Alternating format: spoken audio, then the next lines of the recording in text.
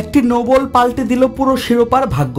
আগের আসরেই ফাইনালে হারা দুবাই ক্যাপিটালস হলো চ্যাম্পিয়ন, সেটিও সিকান্দার রাজার অলরাউন্ড নৈপুণ্যে।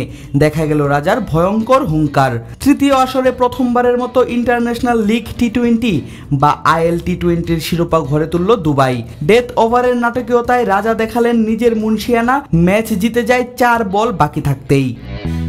শেষ হলো IL টি-20 টুর্নামেন্টের তৃতীয় আসর, আর সেখানেই ফাইনালে মুখোমুখি হয়েছিল দুই দল, ডেজার্ট ভাইপার্স এবং দুবাই ক্যাপিটালস। প্রথমে ব্যাট করে ভাইপার্স করে 5 উইকেট হারিয়ে 189 রান। ইংল্যান্ডের দুই ক্রিকেটার ম্যাক্স হোল্ডেন এবং স্যাম কারানের হাফ সেঞ্চুরিতে বড় সংগ্রহ পায় ভাইপার্সরা। ম্যাক্স হোল্ডেন করেন 51 বলে 76। অপরদিকে অধিনায়ক স্যাম কারান করেন প্রায় 200 স্ট্রাইক রেটে 33 বলে 62 রান। 190 রানের বড় টার্গেটকে সামনে রেখে যেমনভাবে ইনিংস শুরু করার কথা, তার ঠিক উল্টো পথে হেঁটে ইনিংস শুরু করে দুবাই ক্যাপিটালসের ব্যাটাররা। মাত্র 4 রান করে সাজঘরে ফেরেন ওপেনার ডেভিড ওয়ার্নার। ফর্মে থাকা গুলবেদিন নায়েবও লেগ বিফোর উইকেটের শিকার হবার আগে করেন মাত্র 4 রান। দলটির আরেক টপ অর্ডার এবং অধিনায়ক স্যাম বিলিংসও ফেরেন 6 রানে। কেউ না বুঝলেও আমরা আপনার প্রয়োজন বুঝি, আর তাই তো অত্যাধুনিক ফিচার সম্বলিত বিভিন্ন সাইজ আর কালারের 250-টিরও বেশি ডিজাইন অপশন নিয়ে ওয়ালটন স্মার্ট ফ্রিজ বোঝে আপনার প্রয়োজন।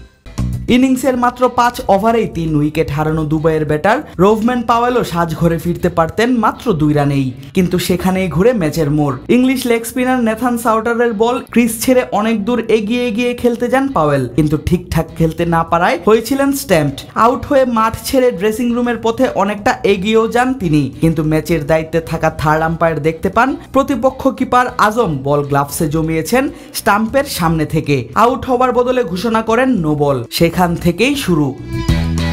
মাত্র 2 রানেই নতুন জীবন পাওয়া রোভমান পাওয়েল ইনিংস শেষ করেন 165 স্ট্রাইক রেটে ব্যাট চালিয়ে। খেলেন 38 বলে 63 রানের ঝড়ো ইনিংস।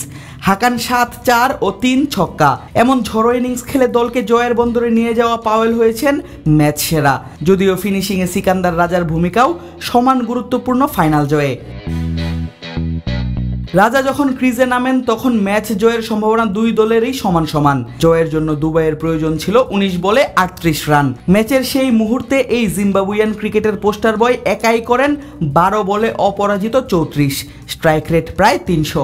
যেন টর্নেডোর সৃষ্টি করলেন দুবাই স্টেডিয়ামে। ফলশ্রুতিতে 4 বল বাকি থাকতেই ম্যাচ জিতে দুবাই ক্যাপিটালস, সেটিও 4 উইকেটে।